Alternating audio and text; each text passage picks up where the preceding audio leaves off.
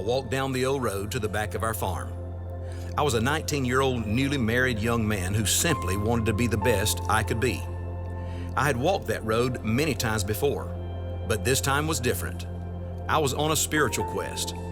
I wanted a quiet place to be alone, to seek God. There had been a spiritual stirring inside of me since my car accident a year earlier.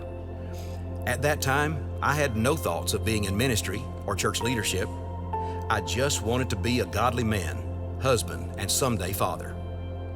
I picked up a rock to place at the spot where I would pray, just as I had imagined Abraham doing so many years before me, as described in the book of Genesis. It became the place where I spent my mornings as I took a semester off from college that summer. Day after day, for several weeks, I took another rock to the altar on the hill to pray and read my Bible. Then, on the morning of Wednesday, August 24, 1983, God met with me in a way I had never experienced before. I knew I was in the presence of God. The world seemed to stand still for that moment. The hillside where I sat seemed brighter and more colorful than ever. I was so overwhelmed I could hardly breathe. I prayed, "Lord, what do you want from me?"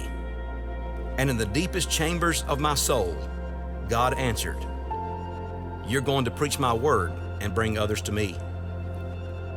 And I responded, "Whatever you want, God, I'm all yours." And just like that, all of the dreams, goals, and ambitions for my life were changed forever toward fulfilling God's call. That experience was the defining moment for my life. To me, it was as real and powerful as the burning bush was to Moses, or the blinding light on the road to Damascus was to Saul of Tarsus. Today, the hill and the altar do not look the same. Only remnants of the altar remain. The impact of time and other people on their own journeys have changed them. It's a reminder that nothing stays the same except God alone. As much as we want to go back to yesterday, we can't. But we can look back, and we can remember. And by faith, we move forward. And by faith, we continue to reach the people God has called us to reach until He calls us home.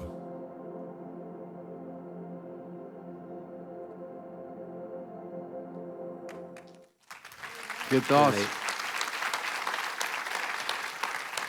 Before we get into it, I'm just looking at this crowd here. We haven't seen a crowd like this in the building in quite some time. So this is another great step. So give yourself a hand for being here today. It's been a while. That's awesome. Yeah. Feels good. Feels really good.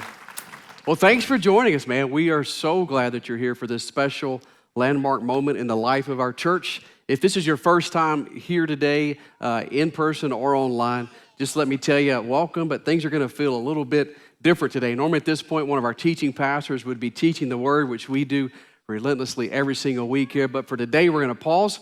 We're going to tell part of the story, have a conversation, and just reflect on the faithfulness of God, God's people, and this leader. So before I dive in, will you welcome Pastor Todd Wright to the Midway stage today? Amen.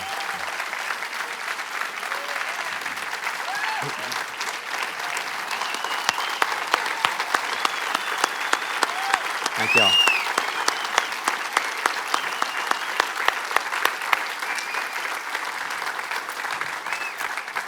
Thank you. Feels good, doesn't it? It really does. Yeah, good connection with the people here. I got family here too. My nieces and nephews, most are here. I want them to stand right quick wherever you are. Yeah, where's the family I at? see You some guys right let us here. know where you're at. Let's welcome There Todd's they are. family here today. Glad you guys are here. Thank you. Thank you guys so much.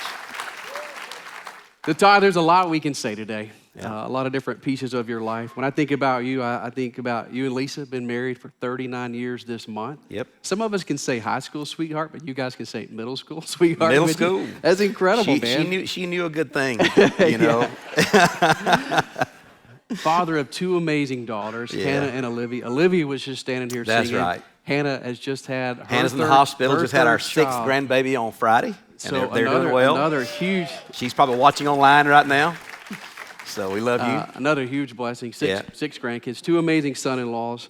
Beyond that, thinking about just some personal things. Avid hunter, one of the few men I know that's hauled a moose out of the Alaska hills on your back, packed it up and pulled it out of there. But also with that, you guys know our pastor's a championship coon hunter. You may have heard that, right? All right, you probably heard that. But beyond that, thinking about ministry, you're an author, a global leader and communicator, and now lead pastor of Midway Church for 25 years. Yeah. When we use that number 25, what does that make you think of today? Well, especially when you say 25 years, that's a quarter of a century. Yeah. And that's a long time. And we oftentimes wonder what's going to define us. And when you spend 25 years with a certain people or doing a certain thing, it really becomes who you are. And you take on that identity. So to me, that's what that means. Thinking back to 1996. Yeah. You were transitioning from a church, didn't really know what God was doing, praying about the next step. How did you know God wanted you to be the pastor of Midway Church? I've been asked that question a lot of times. How did I know I was supposed to come to Midway? I was serving a church in my 20s in South Atlanta, in Jonesboro, Georgia. And I came home one day after almost 10 years, and I told my wife, I said, I'm not supposed to be here anymore. I don't belong here. I love the people, and they love me. The vision died inside of me. And I'd never experienced that before. It was new. And within 2 weeks, we had our house on the market. We had a full offer on our house. And I had a phone call from Midway. Said they'd heard me preach, and they'd been without a pastor for a year. And they said, we believe you're our next pastor. And I tell people, I knew I wasn't supposed to be where I was, and Midway was the only one calling. Nobody else was calling. So that's sort of how I knew. Sometimes God makes it simple for us. It just makes it simple. Yeah. Yeah. So you moved out here to the pastorium to take a rest and kind of recoup from some challenges and just a little overrun and worn out a little bit.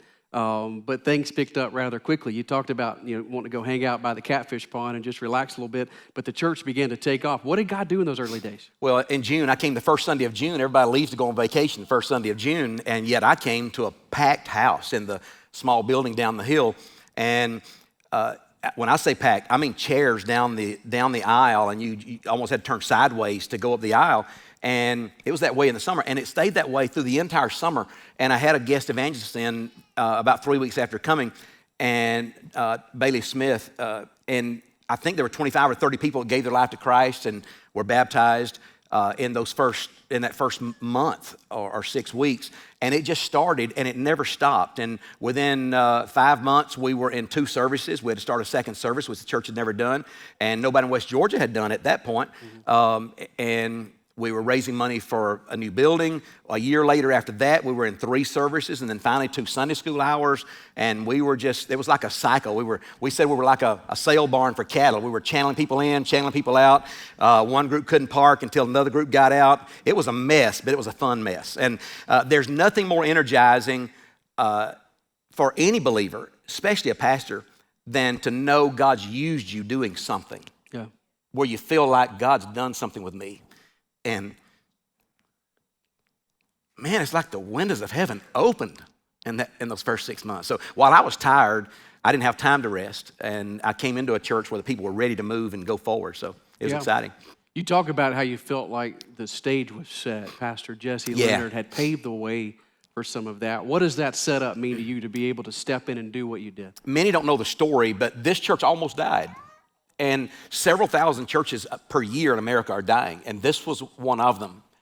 And the church called Pastor Jesse Leonard from Texas to be the pastor here. Church had 65 regular attenders at the time and had been declining for several years. And after 10 years, people from Texas, if you're from Texas, you think that's like heaven, and heaven's a step under Texas almost. And everything's bigger and better in Texas. He came in and just challenged those people to believe. And they started a campaign called the BOTH program, B-O-T-H, bring others to him and build on the hill. But they didn't own the hill. And this is the hill. Which is where we're at. This is where we are now. We're on the hill. And it was somebody else's property at the time. And his last year as pastor, which the church was running about 200 at the time, he challenged them, I'm told. He said, don't you call another old man pastor, was his phrase. He said, you call a young guy with God's hand on his life, with a vision. And I'll never forget that. He said, and do what he says. Only a 70-year-old pastor after 10 years can say something like that. And I didn't know the guy, but after I heard all that, man, I loved him. Because I happened to be the pastor, the young pastor that came in, and I had no idea the mindset of these people. Average age of the church was 60 years old when I came in. I was 31, but they were just ready to move forward and grow and build. And he laid that foundation. So when we built these buildings, we flew him. We sent a private Learjet to Texas to pick up him and his wife, to come back here, be a part of the dedication service, and honor them for.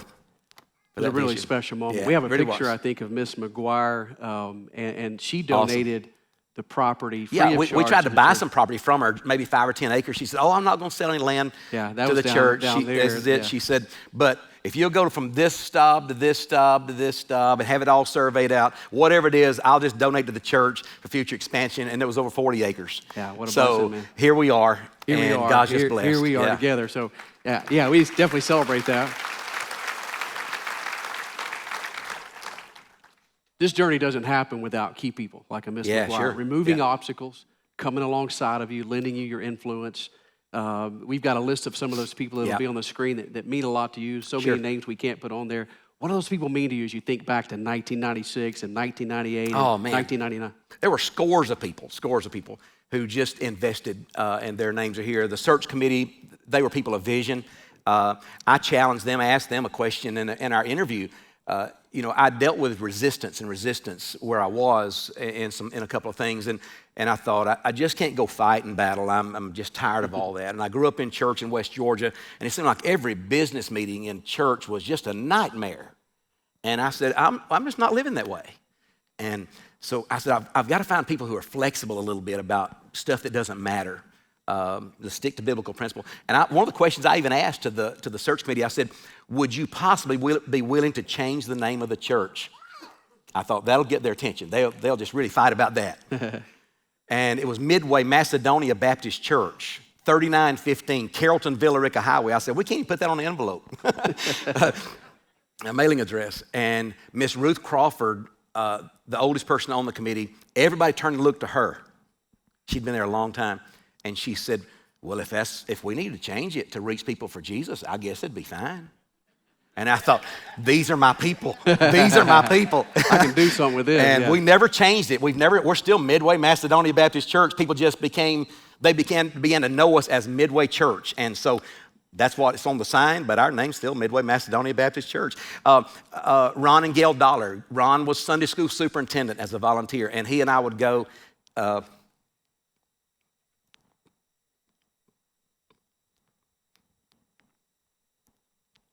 for trainings. Yeah. How to start and build small groups. And we started, believe it or not, we started the first couples class Wow. this church had ever had. The first where husbands and wives went to Sunday school together.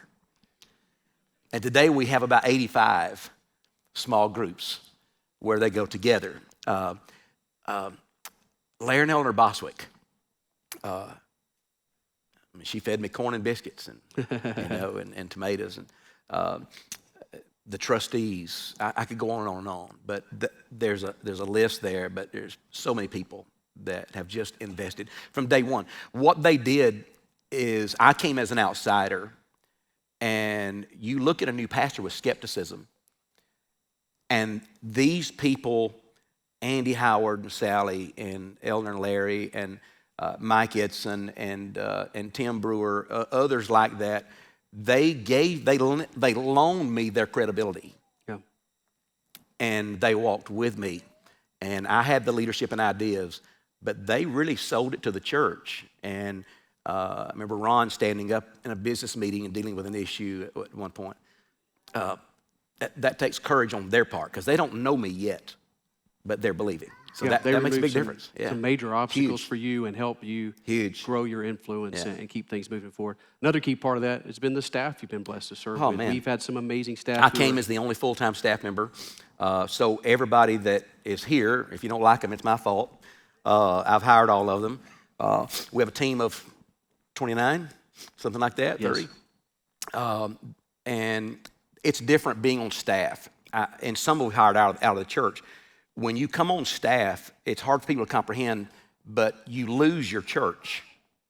You lose your church because there's a naturally, you don't want it to be, but there's naturally among human nature an us and them mentality toward leadership. Why are they messing with our Sunday school class or life group? Why are they changing the music? Why are they? And so they are the ones who are the staff. Why won't they leave things alone? And all of a sudden people feel like they're on the outside looking in where they used to be a part of the church. And so there's some give and take, and you give up something when you come on staff. And even staff members that maybe didn't work out or have had to let go for a variety of reasons, or they just didn't fit with our church or our team in leadership. Some still part of our church, others have gone to other places and served. But I have great admiration and respect for folks who have served on the staff with me because it's a challenge and it's stressful in lots of ways. I'm very grateful and thankful. We've got an amazing You've been team. here 22 years. 22. Rusty Green's been here over 20 years. Camille, almost 20. Kim Obicuro, around 20. Staff, a lot of sure. long-term staff. Very grateful for all of you who've served and continue to serve. Yeah, and people stay a long time because leader believes in them and helps them Yeah. become a better leader, a better person. So, part of that investment in us has been our senior adults who have paid a significant price over the years and given up so many things, but they've also blessed us with lots of great casseroles and cakes. Absolutely. Right? I gained 30 pounds in the first 2.5 years. Okay, All right. Seriously, yeah, honest we goodness. had a lot of gatherings back Yep. in the day. But one of those is Miss Ruth. The facility's named after Ruth and Lamar Jackson, Yeah. the Jackson Center, where some of your kids are right now. We had a chance to catch up with Miss Ruth by video. Not sure if she's here today, but let's hear what she had to say.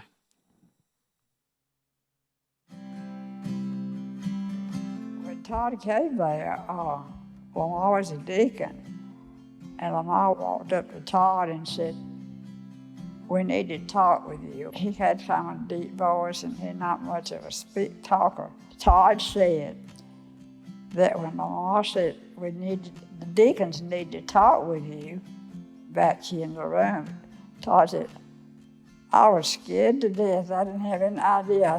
He said, "I figured they was going to fire him before he got started." Lamar told him that, that was the deacons, and that they wanted to do whatever he wanted them to do.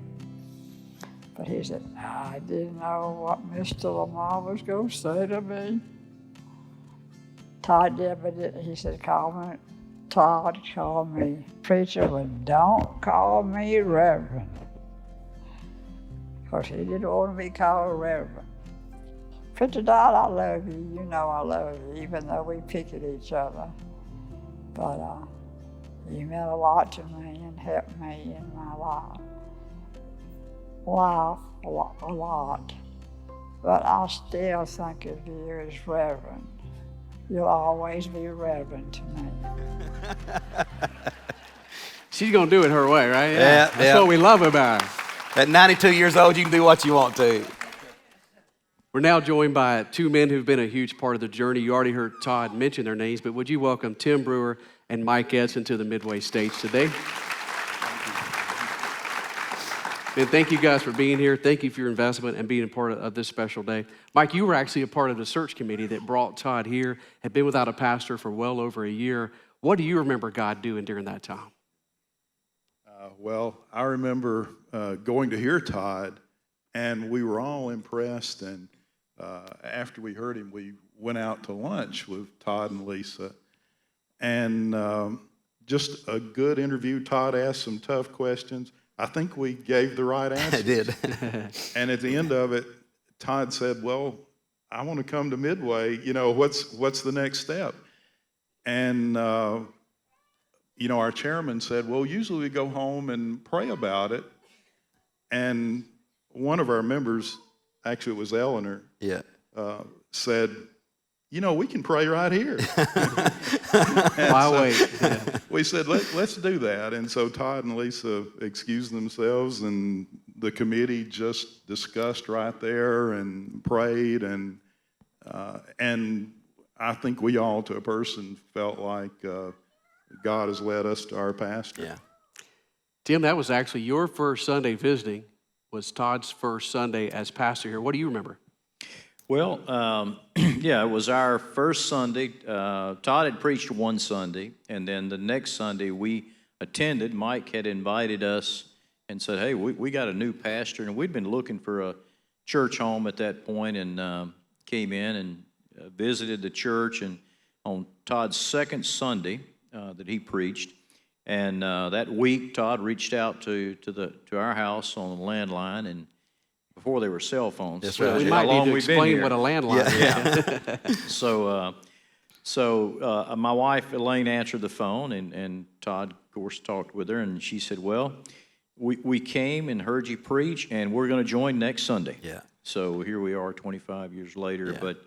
But yeah, it was very unusual. The challenges, you know, for us in the early days, you know, from the church, in my respect, was really more about building up here on the hill. That was a kind of the vision that really took place. The financial challenges of the early days, you know, were more in Mike's arena. And if you want to speak to what were that, some Mike. of those, Mike? Well, the first financial challenge was actually getting Todd here because our annual budget at the time was about $80,000 a year, and found out Todd was making about $80,000 a year at a much bigger church, and we were used to paying $35,000 a year. And so while the rest of the people were outside at the Passion Play just before Easter, Todd and I were meeting in the church because the finance team had asked me to negotiate a salary. I was a little worried about that, honestly. Wasn't sure how that was going to work. But I explained the situation to Todd, and he said, God's calling me here, salary doesn't matter. And I knew right then, you know, God's going to do something here. God's going to do something with this man. Mike, you felt like at the time the church was really ready to be led. What do you mean by that? That the stage was kind of set? How did you see that? Well, Jesse had really prepared us. I mean, when you're ex-Marine from Texas, I mean, we were used to a strong pastor, and we were looking for a strong pastor. And I hope we did a good job of indicating that to Todd, that we were looking for a strong pastor. We found one. That's good. Tim, you were here when we made some major changes just a few years after that. Church was going well. All the key indicators were looking good. Todd really felt like it was time to make a major shift to help reach the next generation and a younger audience of people that weren't getting the gospel. What do you remember about that time and how difficult it was? Yeah, that really was more my relative recollection, was just the challenges. We had the challenges of building up on the hill, no doubt, and God did some amazing things there. But the next challenge that we faced really was Todd had brought a vision to the leadership of the church that he felt God was leading him in a direction, and the intensity of his vision was overwhelming to me at the time. Our church was doing very well. We were growing tremendously, and probably more than any church in Georgia, if not the Southeast. We were the most dynamic church in the area. I mean, people were coming like crazy from other churches, really. We grew by 32% one year. We had a 100-member choir. Yeah. It was incredible. But yeah, but it was. I mean, it was just, you know, the church had a solid foundation. Our offerings were great, and Todd brought this vision to us and about reaching the people of our region who were unchurched. And there was a fairly high percentage of people that I was surprised at, even, that were unchurched. But as I began to unpack that vision that Todd was trying to tell us, and I began to say, Todd, you got to be nuts. What are you thinking of? You've gone mad or something, you know, because are you sure that God's leading you in this direction? But his vision was so intense that he just, I think he felt he had to do it, either here or somewhere else. I really did. You said that. I had to say that to our deacons and our leadership at the time. If you don't want to do this here, I don't hold it against anybody. I've just got to do what I know God's moving inside of me, and I've got to go do this. And it may only make sense. I had to even say, I don't even know what all I'm talking about. But we've got to go on a journey. I can't leave things alone because we're not being as effective reaching unchurched people as we're supposed to. Oh, that to was the reach. problem with our growth. We were reaching people at other churches wanting to come here and be a part of what was going on. Yeah.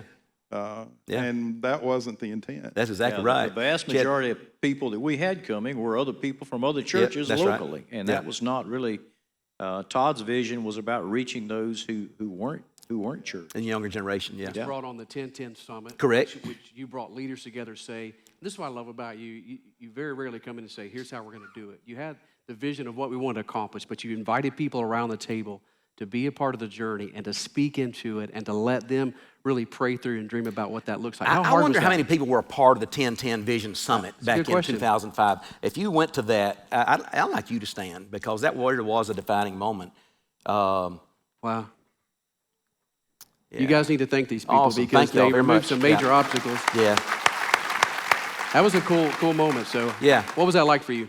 Oh, it was both exhilarating and scary, because we came away from there with 10 key initiatives and ideas.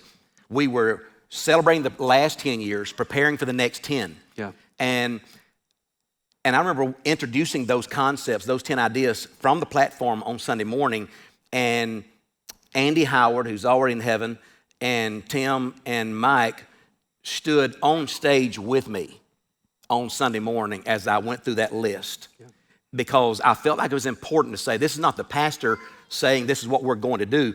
This came out of our people. About 70 people at the 10-10 Vision Summit came up with these ideas, and these were our officers at the time, Chairman of Deacons, Chairman of Finance, and Chairman of the Board of Trustees, and we're in this thing together. And so we began making changes and shifts. Not everybody believed in it. Some did leave. Great people left. It wasn't that they were bad people, just didn't believe in the future mission and vision of the church. But by 2007, which was 2 years later, our church was recognized as the fastest growing church in the Georgia Baptist Convention. We started seeing people come to Christ and baptized. And it was hard. I told people, I knew we had gone through the journey of making that change. They said, how did you know? Because it was 2010.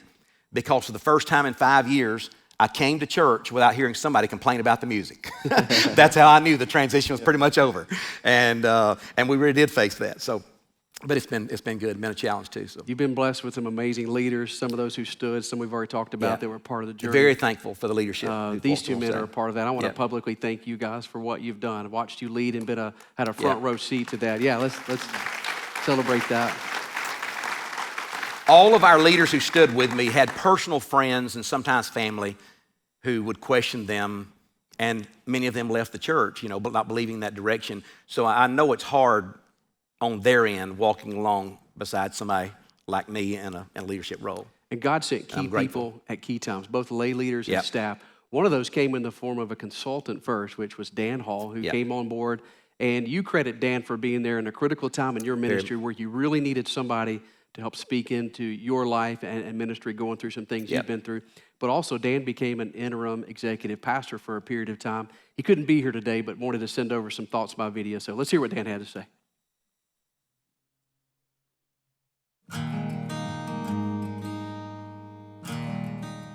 Hey Todd, happy 25th anniversary there at Midway. I'm sorry I couldn't be with you, but I feel so honored to be invited to join in this celebration with you. I'll never forget the day we met at McDonald's down the road there from the church. I got up and I called my wife and said, I think I just met my twin brother. Slightly uglier version, but nonetheless my twin brother. Over the time that we spent together, I grew to love you in so many ways. Such a great shepherd. The only guy I knew with a church your size that gave everybody your phone number. You're a great leader. You raise people up around you. The whole water table of the room goes up because of your willingness to raise up and invest. But mostly you're a good man. I've been challenged by you. I've been encouraged by you. I've been expanded by you. I've grown because of you. One thing that I've loved the most about you is your ability to love people regardless. People who've hurt you, even people who've tried to come against you, you've always been so gracious to them, and it's been such a convicting thing to me. I pray that when you look around today at what is now Midway, that you can rejoice in the effect of a long obedience in the same direction. A quarter of a century is a long time, and it shows your faithfulness, it shows God's faithfulness. but I pray that you feel the love and affirmation of many of us who've been touched by that. You're a great husband, an incredible father, an amazing pawpaw, but more than that, you're just a good, good man. Thank you for being my friend. I pray you enjoy today. That means a lot. We're now joined on the Midway stage by Dr. Kevin Rivers. Would you guys welcome Kevin back to Midway Church? Back. Welcome back, buddy. How you been, sir? We are doing well. Been gone 5 years. What have you been up to? A lot, trying to be a pastor and fill in some footsteps like this guy. And man, it's a privilege to be back. Todd, Chad, thank you guys for letting us be here today with you. Thanks for being here. Are you adjusting to Yankee life? Yeah, you know it. Yeah, I'm moving trying on to up straighten north. some people out, and they're straightening me Indiana. out too. Both Fort ways. Wayne, Indiana. Lead pastor, Black Hawk Ministries. You were on Midway staff from 2009 to 2016 in a variety of roles, but specifically you came on staff in 2009 to be the campus pastor at Midway West. Yes. Any of our Midway West family here today or people who were a part of that? Yeah. Awesome, Thank you guys. That was a big step for us, buying another property, starting a new campus. You were there. What did you begin to see God do during that time? Oh, so much. The word that comes to mind the most is stretching. Stretching. It stretched, the vision of our church at Midway and just the impact that we were going to be able to have in, globally, but specifically West Georgia. But God was really stretching me during that time too. I was learning to believe in His call on my life in so many ways, and just stretching. It was a big stretching time, but I'm so thankful for it, and I think it was a foundation for even where we are today. Todd loves to stretch, does he not? Stretching kind of guy. He's done that to a lot of us in ministry. You use the rubber band philosophy a lot. Sure. What do you mean by that? Yeah, I'll oftentimes use the rubber band with our staff or other leaders. If you stretch a rubber band, number one, it was created to stretch. None of us like to stretch, but God created us to stretch. He don't want to leave us the way we've always been. He wants to stretch us, grow us. And you stretch a rubber band, it never goes back to as tight or small or to the exact same size in which it used to be. It's always a little bit bigger. And that's the way God has us in life. As He stretches us, we're never quite the same again. And so we can't stop stretching. In 2009, we began to stretch a little bit more, and then into 2012 with our Midway West and some of those things. But when you think about stretching and making a bigger shift to focus on relational discipleship and the next generation, what was God stirring you to stretch? Well, we've come through that shift to reach the next generation. Our average age dropped from 60 to 34. And we had all these young families, many of whom did not grow up in church. And we had Sunday school classes, worship service, but it's like Sunday school itself, while it was good, it wasn't really what we needed to create that relational environment of doing life together.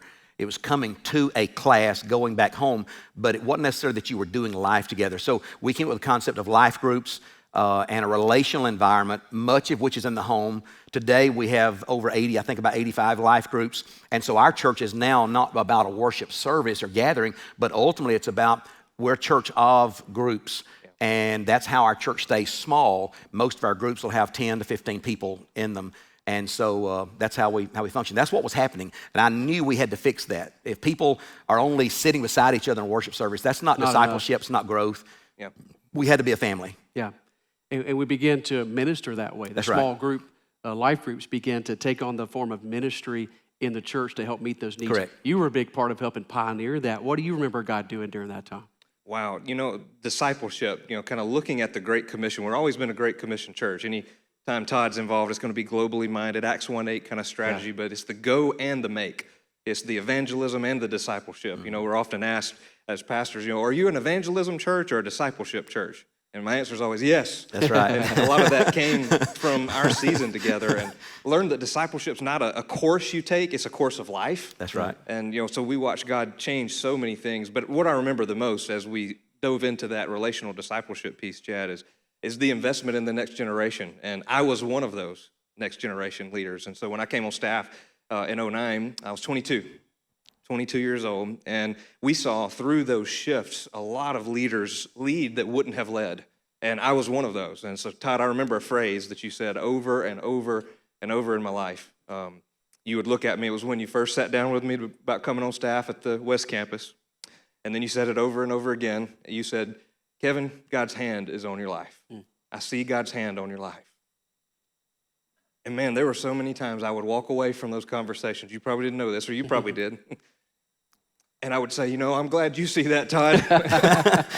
I needed to But hear you that. kept saying it. Yeah. And I was one of those young leaders that got deployed and turned into ministry that I never would have even dreamed possible. And the same thing happened in our church too, Chad, just the shift of being a church of life groups, a church where we really do build community, and a church that also is outward focused, I think was huge for our church during that time. There's a question that we ask in our church now, and I look back at that season when God really birthed a lot of that in me. We'll say, who is far from God but close to me?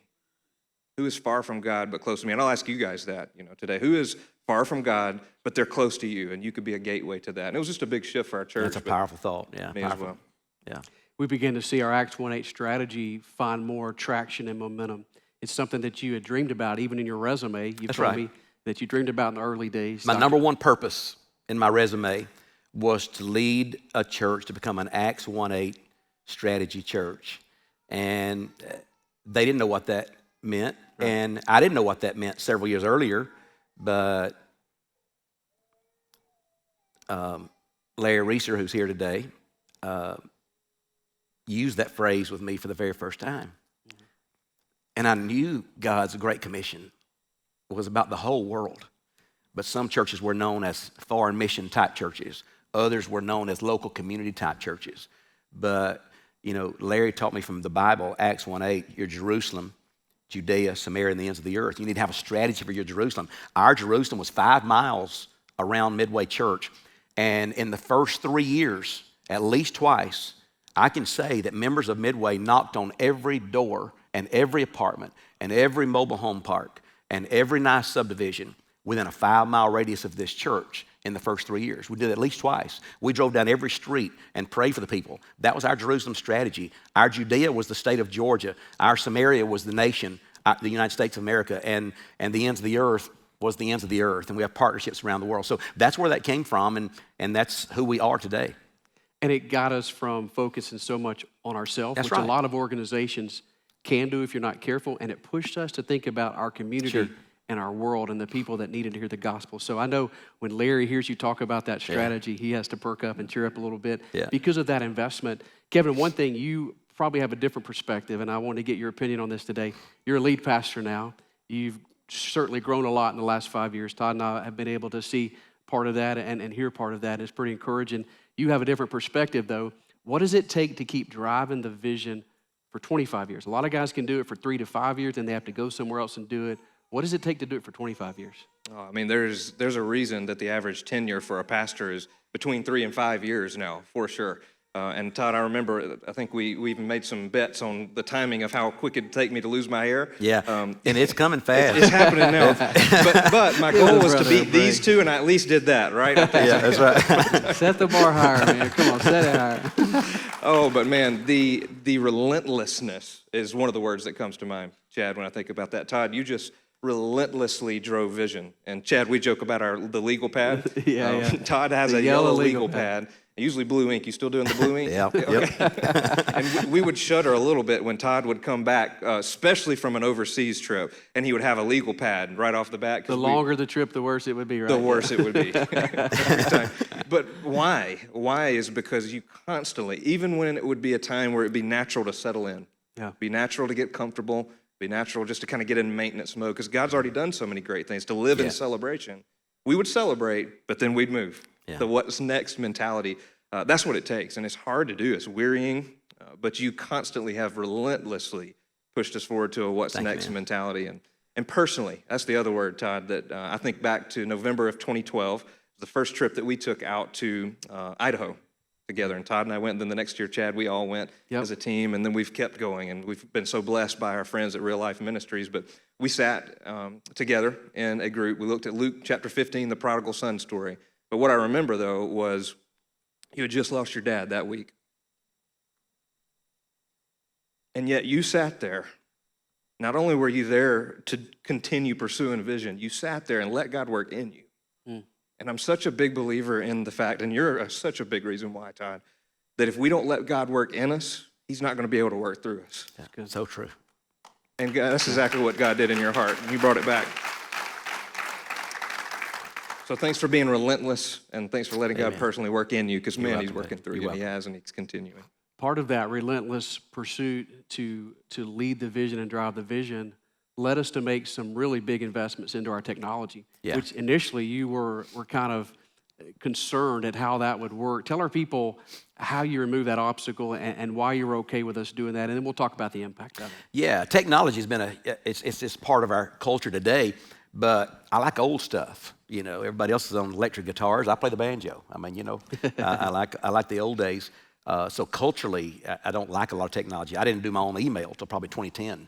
Do you still have a pager? Do I? Do you still have a pager? I don't have a pager. Okay. I don't have a pager. Finally got him But to get if rid I of get it. a new phone, I have to turn it over, say, y'all get it all fixed for me where I can There use you it, go. and then There you go. I'll start using it. I have to learn how to use it.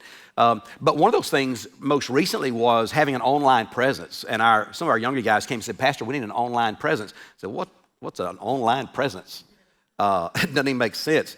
You go to church. That's what you do. And they said, we need an online presence. I said, if you create an online presence, you know, you can watch service on Facebook and all that. People are just going to sit at home in their pajamas and drink coffee and never come to church, which some of you who are watching today still haven't. I'm saying, it doesn't make sense. How much is it going to cost? Well, they start off like, well, this piece would be $30,000, and this piece would be $40,000, or this piece would be $70,000. I'm thinking, my goodness, and I'm having to go before the finance team and justify all this stuff. And reluctantly, we did some of that. That was about 5 or 6 years ago, and we developed an excellent online presence. And we had no idea that the coronavirus was coming, and that life would be shut down. And when Easter rolled around of 2020, we were one of the few churches who had a full-blown, absolute excellence online presence, where even churches on that Sunday, Easter of last year, who didn't have that, it was our largest Easter ever. Because thousands of other church-going people didn't have a venue to watch or be a part of an Easter service, and it was our largest ever. And today, it's become a huge piece of who we are. We actually have online life groups. We have online prayer meetings every week with people from other states who have joined us. We've had people who know they're moving here in 6 months, and they go ahead and become a part of our church.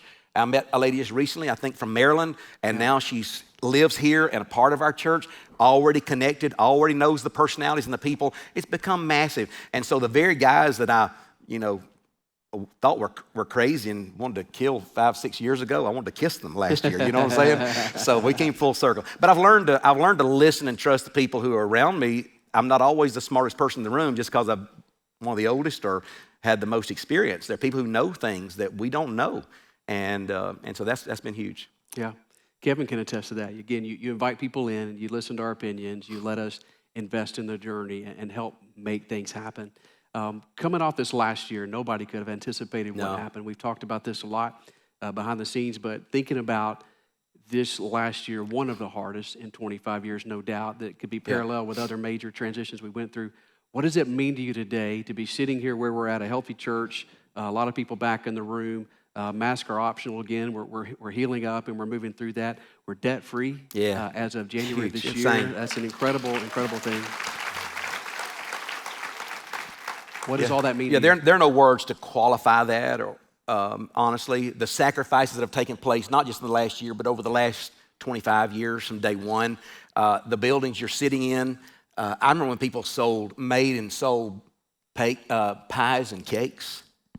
Little old ladies with a fixed income, are giving $5 a week or $5 a month to pay for these buildings.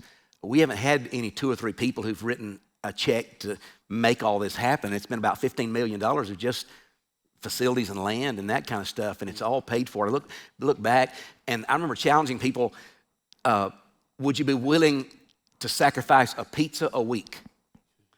A pizza a week, $20 a week. Could you sacrifice to pay for our buildings? And that first campaign, just a year or so after I came with a couple hundred people, we committed $736,000 over 3 years above and beyond our regular tithes and offerings because I challenged them with a pizza a week. And God has done exceeding abundantly above and beyond all we could ever ask or think. So that and this last year, people who've sacrificed, if you listen to the news, you're going to die if you get out of your house. or you see anybody face to face. And yet there are people who showed up here several months ago for our first on-campus service again. And a lot of them were senior adults, the most vulnerable, to greet and open doors and shake hands. And we felt, I'm putting my life at risk for doing this. And they felt that, and I'm just grateful. I've watched that. I've watched a lot of great sacrifice over the years, and people who've invested, people who've loved, people who've come partly on the journey. I look over and see Miss Rosa Sanders. Stand up, Miss Rosa. Jennifer, help Miss Rosa stand up, please. This is our oldest active member. She's 93 years old. She's probably the most vibrant we have.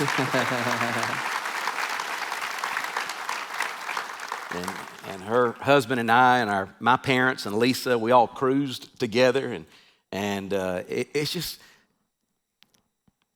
Relationships.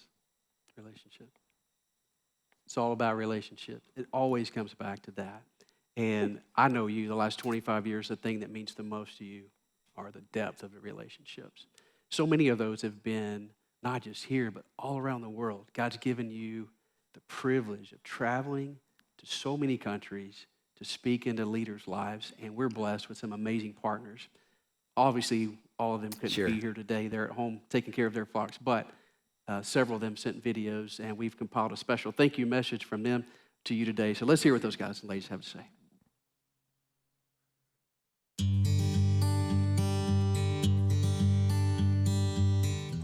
Morning from Eleuthera, Bahamas. Todd, congratulations, 25 years. What an accomplishment. Big shout out to Pastor Todd, 25 years at Midway. Hey, Pastor Todd, congrats.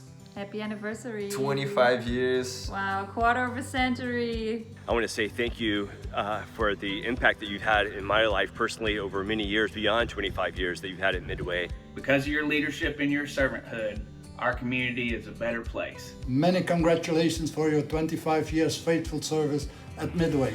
You have leveraged Midway Church far beyond your own local community to impact the nations.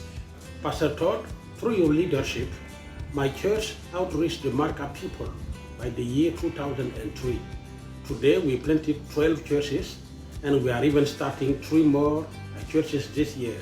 Your leadership has inspired me, has encouraged me, and has challenged me. You've been consistent, you fought hard, you stayed faithful, and what a blessing to have guys like you out there. Thank you for the teams you sent to Belgium.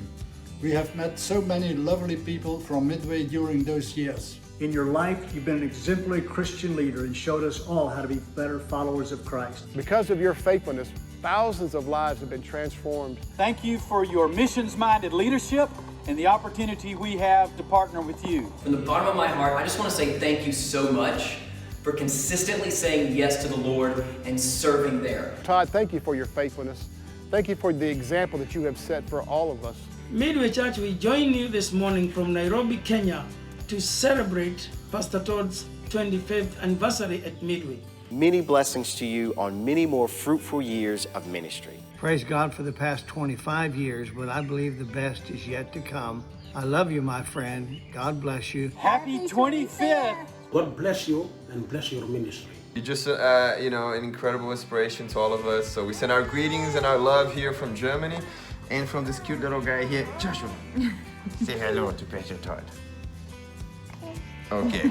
I just wanted to tell you how proud I am of you for 25 years in ministry. Happy 25th anniversary. Thank you and congratulations. Congratulations on 25 years as pastor of Midway, Macedonia. You're impacting the nations for the sake of the name of the Lord Jesus Christ. So congratulations on this 25th anniversary there at Midway Church.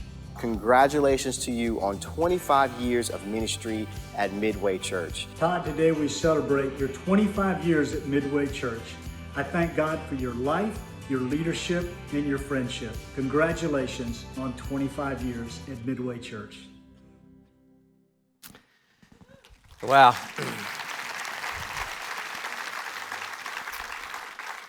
On days like today, my name's thrown around a lot and has been, and I'm grateful for that. But there's also a lady named Lisa who's been a key figure and part of my life. Next week will be 39 years we've been married, and I asked her, did she want to say anything? She said, no. She's very quick to say. She's a person behind the scenes. You'll see her greeting or serving in preschool or something along that line through the years, but has always been steadfast. She didn't marry a pastor. People ask, what made you want to marry a pastor? She didn't. She married a mechanical engineer. That was my dream. That's what she thought. And God had different plans. But her number one ministry has always been, and she's asked, what's your ministry in the church? And she's very quick to say, whatever Todd needs, my job's to take care of him and to keep him happy so he can serve well. And that's been her life. And she really has. I want to read 1 Thessalonians chapter 1 because I want to shift now for these last couple of minutes to you. 1 Thessalonians chapter 1 and verse 2, the Apostle Paul was writing to a group of people, a church in Thessalonica. And here's what he said. We always thank God for all of you, remembering you constantly in our prayers.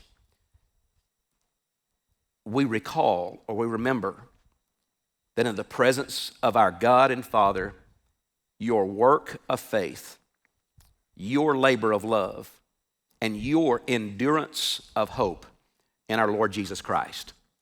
So we remember that. I don't know the history as to how long Paul had been gone from that church, but he still remembered their faith and their work and their endurance and how they served. And it's been said about leadership, there's numerous leadership statements that we reflect on, and one is that everything rises and falls on leadership. Another is that if you think you're leading and you look around behind you and no one is there, then you were mistaken. You were only going for a walk. And I've never looked behind me and not found you there. It's one thing to have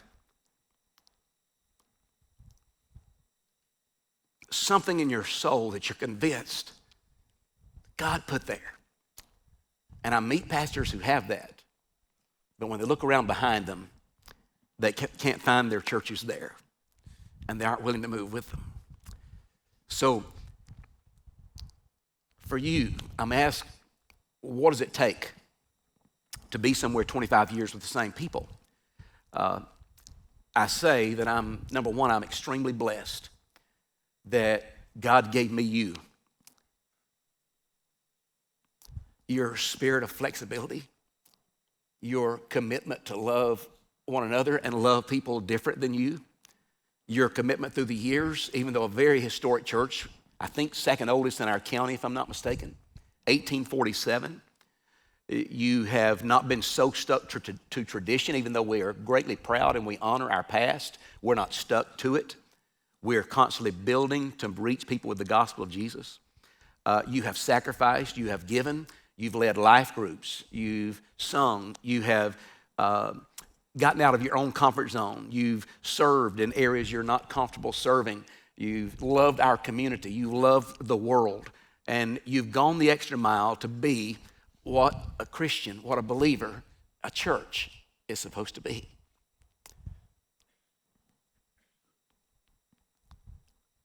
Nothing is more fulfilling for a pastor. No salary, no amount of money, no beautiful building. Nothing is more fulfilling and energizing for a pastor than to have a people who love Jesus passionately and love one another and just want to honor God with their life. That is what it's all about. Thank you for being that kind of people. Willing to face change, willing to deal with conflict, and go to the other side of that conflict and still love one another. I want to finish by challenging you regarding the days ahead. We oftentimes ask, we did when we came in this building, okay, now that we're in this building, what's next? We've been living for years to get in this building. And I had to remind all of us, it's not about this building. It's about doing the mission God's called us to do. And I want to say it's not about the 25th anniversary celebration. The best still is yet to come. And God still has a dream for Midway Church, and He has a dream for you personally. If you're a believer, He sees something better out of your life than what you see for yourself.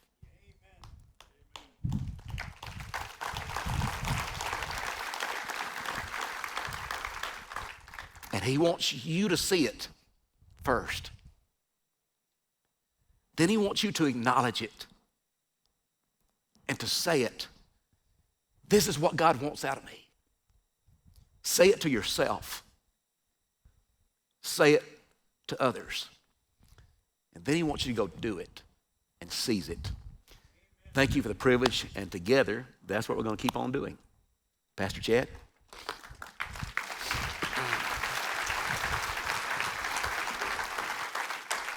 Stephen Garner is going to join us on the stage, another man that I know Todd greatly respects, and his investment here has been huge as well. And Stephen, so thank you for what you've done to be an obstacle remover and help us keep moving forward.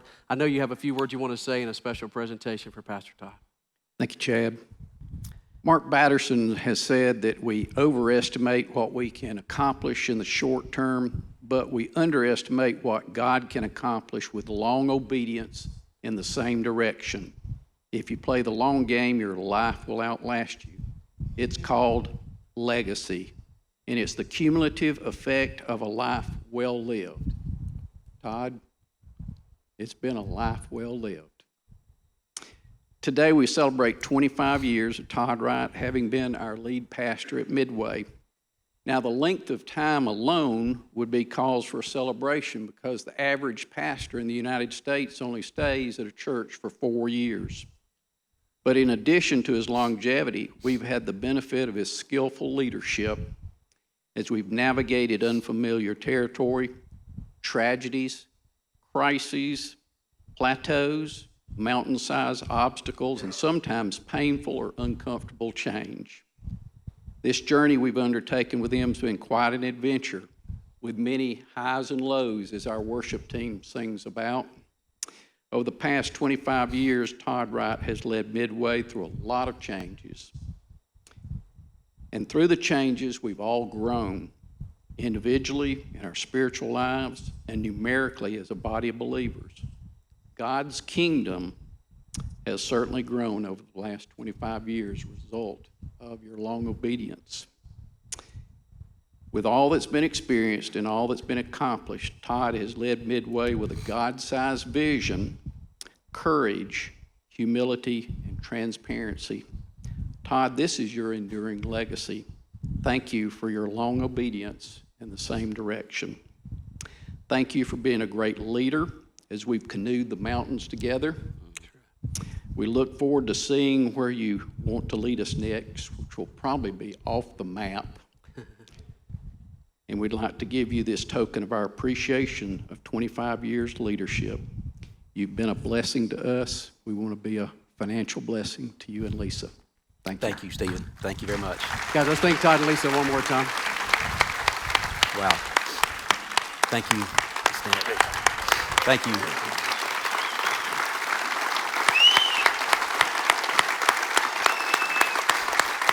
Thank all of you.